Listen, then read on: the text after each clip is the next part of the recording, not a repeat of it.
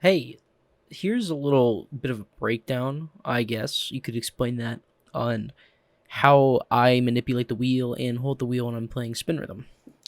So, to start, I have all four fingers on mine, usually mid height, mid to top. Sometimes they're edging off, especially if I'm in the middle of a chart that's pretty intense. But usually I try to keep that, and then my thumb kind of stays around. Sometimes it's holding onto the side of the wheel, depending on what I'm doing. And for normal movements, I go in and out, just left and right, not really moving my fingers as much as I am moving my arm.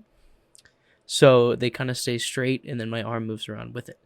Now, for longer movements, like let's say I'm going to the right a lot, I'll start curling up my hand a bit until it comes back around. Then inside, I start going like this, kind of just bringing in my fingers to lay on top of one another when I'm getting out there. And then usually by that time, there's a spin. So, right spin, I'm using the back two fingers to mostly do the spin. And then for a left spin, I'm usually using my index and middle finger.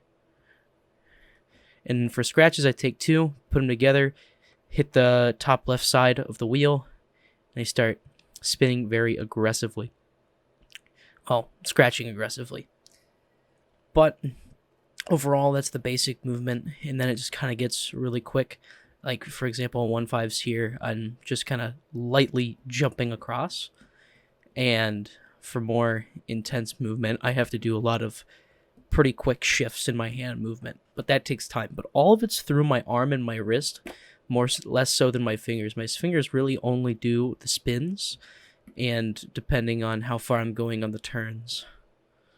So that's pretty much the basics on how I do it. It's just been a lot of trial and error for me to learn for over 1,200 hours at this point. But I think I've got a pretty good feel for how to play the game effectively with my current playstyle.